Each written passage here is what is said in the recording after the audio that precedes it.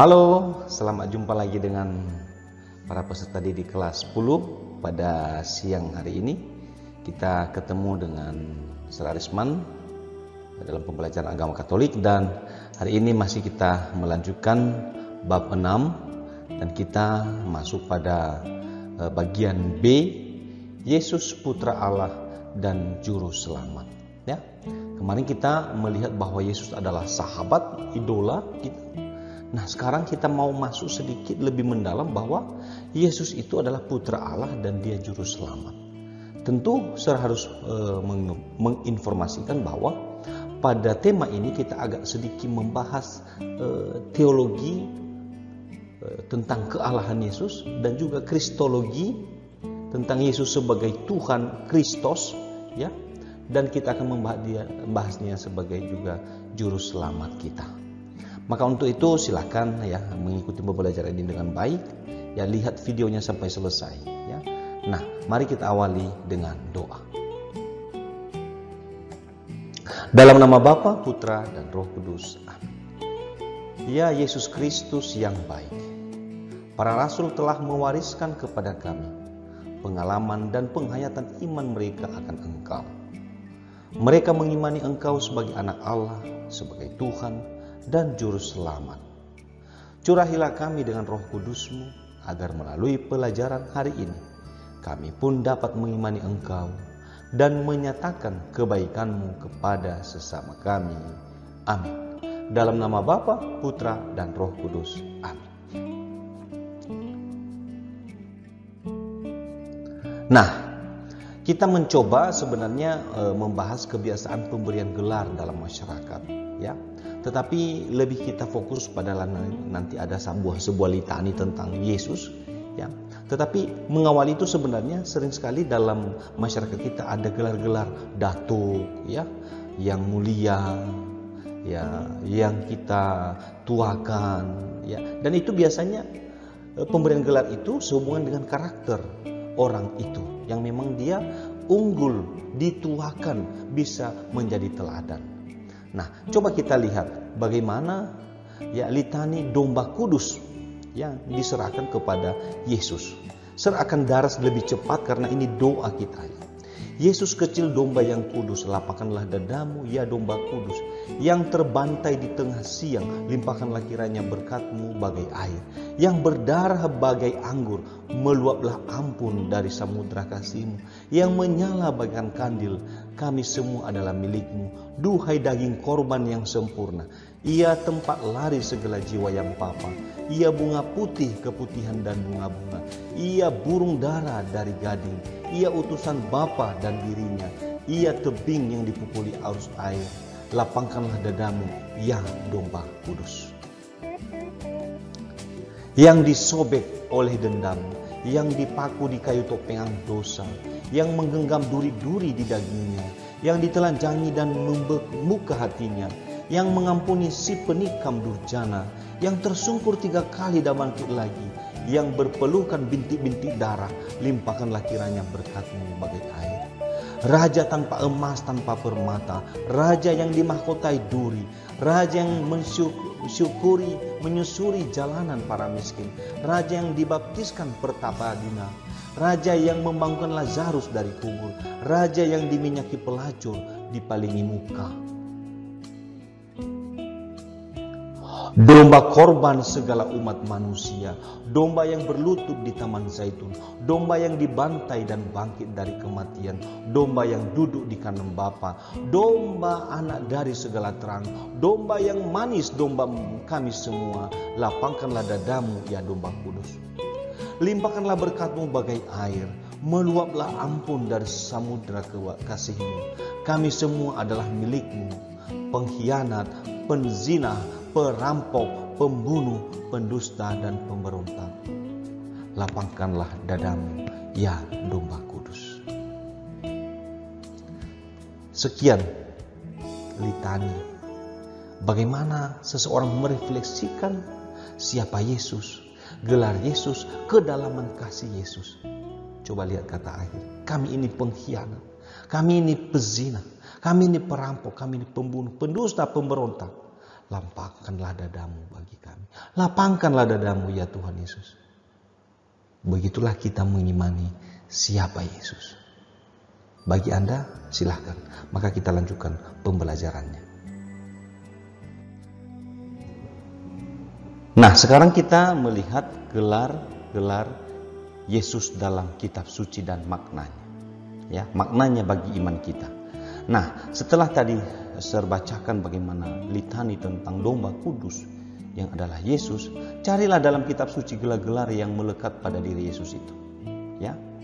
Cari dulu dalam kitab sucimu. Lalu kemudian rumuskan juga apa konsekuensi yang harus kita lakukan bila kita mengimani Yesus dengan gelarnya itu. Gelar-gelar yang sudah kamu dapat tadi, konsekuensinya bagi imanmu apa? Nah, ini langkah pertama yang harus kamu lakukan, ya. Nah, berikutnya kita menghayati gelar-gelar Yesus dalam kehidupan sehari-hari. Nah, ini saya kutip dari Matius 16, 13 sampai 20. Nah, mari kita baca sama-sama. Setelah Yesus tiba di daerah Kaisarea, ya Filipi, ia bertanya kepada murid-muridnya, kata orang siapakah anak manusia itu?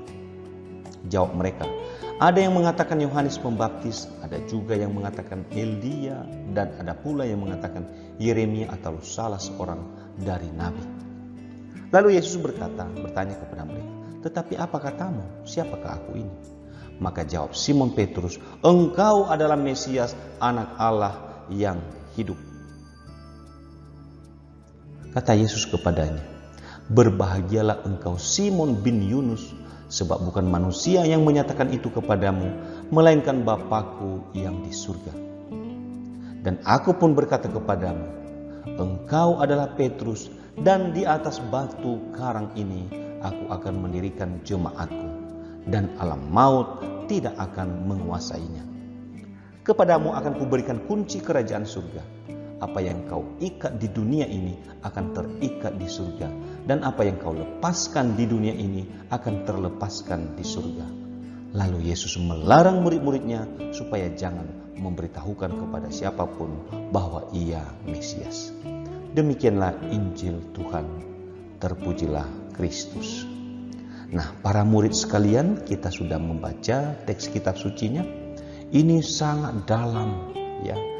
Dialog antara Yesus dan para muridnya, terutama Petrus, ya, dengan menyatakan bahwa engkau adalah Mesias, sebuah pernyataan iman, pengakuan bahwa Yesus itu adalah Juru Selamat, Tuhan, dan Anak Allah. Maka kita mencoba sekarang gelar Yesus sebagai Tuhan, Putra Allah, dan Juru Selamat. Kita coba bedah satu persatu. Kita coba dalami makna atau apa yang disampaikan dengan gelar-gelar ini. Gelar Yesus adalah Tuhan, mau menyatakan bahwa Yesus memiliki kuasa untuk mengatur dan memimpin apapun yang ada di dunia ini. Ciptaan Allah Bapa di bawah kuasa, di bawah pimpinan Yesus.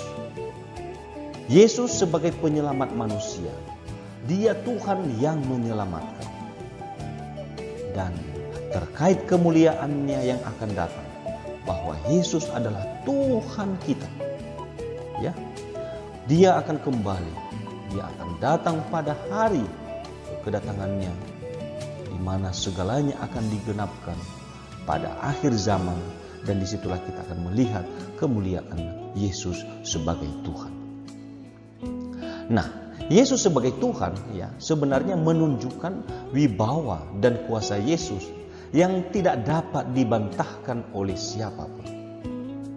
Maka ketika terjadi nanti, ya, kita sebentar lagi menyaksikan dalam Jumat Agung, di mana sempat Pilatus mengatakan, aku bisa, ya, menjatuhkan hukuman, aku bisa menetapkan, tapi Yesus mengatakan kepadanya, tidak, engkau tidak punya hak atas diriku. Jadi wibawa Yesus tak ada yang bisa membantahkan, ya. Dan berikutnya adalah sering sekali dalam seruan doa dan ibadat kita menyebut Yesus Tuhan, Tuhan Yesus. Dan itulah seruan doa kita. Apa itu artinya? Bahwa di dalam dialog kita kepada Tuhan, kita mengamini, kita mengimani bahwa Yesus adalah Tuhan kita. Yesus adalah yang berkuasa atas diri kita. Yesuslah yang memimpin kita. Dan itulah menjadi jalan keselamatan kita. Itu harusnya menjadi pemahaman dari iman kita. Yesus adalah Tuhan. Gelar yang kedua adalah Yesus adalah anak Allah.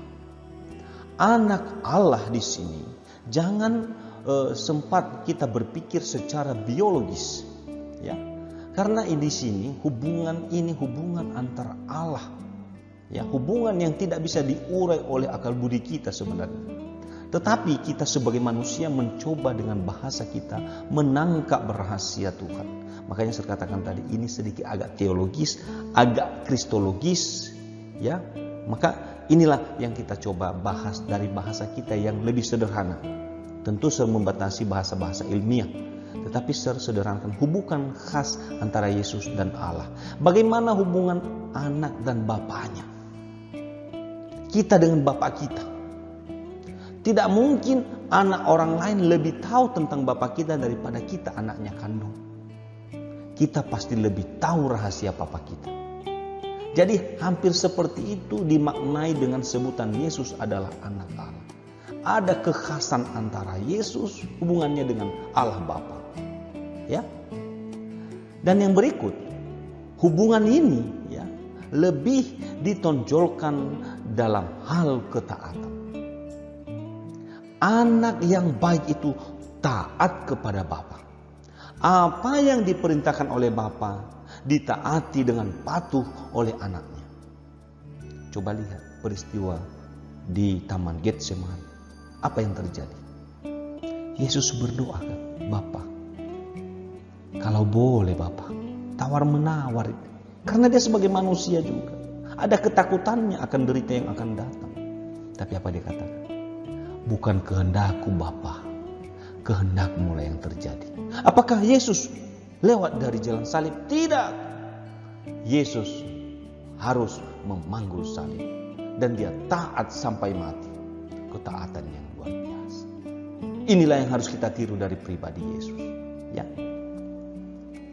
Kita lihat berikutnya bahwa sebenarnya menunjukkan pengetahuan dan pengenalan Yesus yang istimewa tentang Allah. Makanya Yesus katakan, yang melihat aku telah melihat Bapa. Apa yang kukatakan adalah juga begitulah Bapa menyatakan. Maka sudah lengkap melihat siapa Allah dalam diri Yesus itu. Ya. Dia mengenal secara istimewa dan dia ajarkan kepada kita hal itu secara istimewa. Maka kita sangat berbahagia punya Allah, punya Tuhan seperti Yesus. Yang tidak menyembunyikan kepada kita siapa Allah. Yang tidak mengorbankan kita. Ya, tetapi dia berkorban demi kita. Tidak menyesatkan kita, tetapi dia mengarahkan kita kepada keselamatan yang sesungguhnya. Bukan pada hal yang duniawi, yang sifatnya sementara, yang dipenuhi dengan nafsu serakah. Yesus mengharapkan kita sampai pada keselamatan, walaupun jalan itu harus lewat salib dan derita. Dan sekaligus juga, Yesus adalah anak Allah, memperlihatkan kewibawaan Yesus. Anak Allah itu luar biasa segala itu.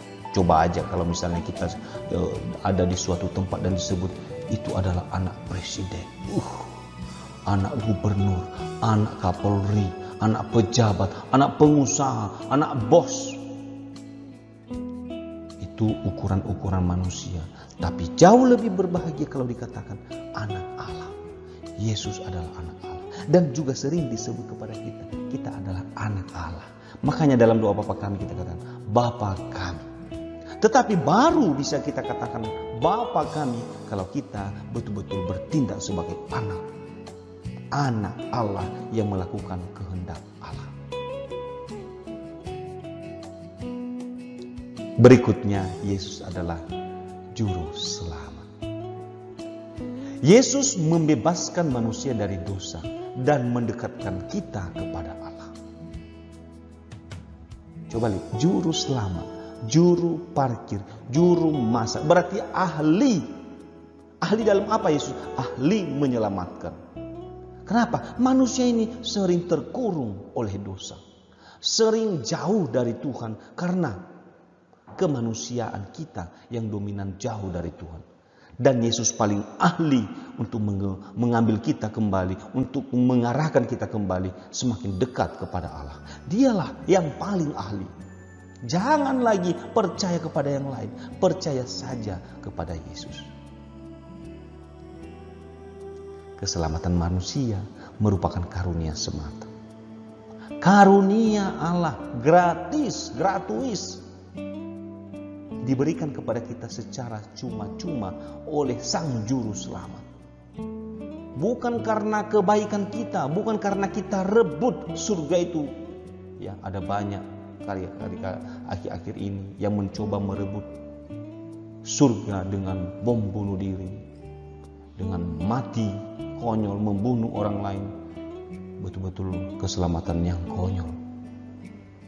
Tapi Yesus adalah pemberi keselamatan secara gratis kepada kita. Allah bersikap aktif mengupayakan keselamatan kita. Biji yang ditaburkan, Allah yang menaburkan. Dia dalam hati kita. Dia aktif menaburkan kebaikan dalam hati kita, supaya kita memilih keselamatan yang sejati. Dan Yesus datang menolong kita. Kenapa? Karena kita pada dasarnya manusia ini tidak dapat menolong dirinya sendiri. Maka untuk itu, mari kita jadikan Yesus sebagai Tuhan kita, Juru Selamat kita, karena Dia adalah Anak Allah. Demikian saya berikan beberapa penugasan. Ini penugasannya bebas nih ya. Kerjakan di bukumu sendiri ya. Temukan makna gelar-gelar Yesus bagi kita sebagai Tuhan. Apa maknanya bagi kita sebagai anak Allah? Apa maknanya bagi kita sebagai Juru Selamat? Apa maknanya bagi kita? Nanti silakan uraikanlah di pertanyaan yang saya munculkan di Edmodo. Maka mari kita tutup pembelajaran ini dengan doa. Dalam nama Bapa, Putra, dan Roh Kudus. Amin. Mari kita doakan sama-sama. Salam Maria satu kali, kemuliaan satu kali. Salam Maria penuh rahmat, Tuhan sertamu. Terpujilah engkau di antara wanita, dan terpujilah buah tubuhmu Yesus. Santa Maria Bunda Allah, doakanlah kami yang berdosa ini, sekarang dan waktu kami mati. Kemuliaan kepada Bapa dan Putra dan Roh Kudus, seperti pada permulaan, sekarang, selalu, dan sepanjang segala abad. Amin. Dalam nama Bapa, Putra, dan Roh Kudus. Amin.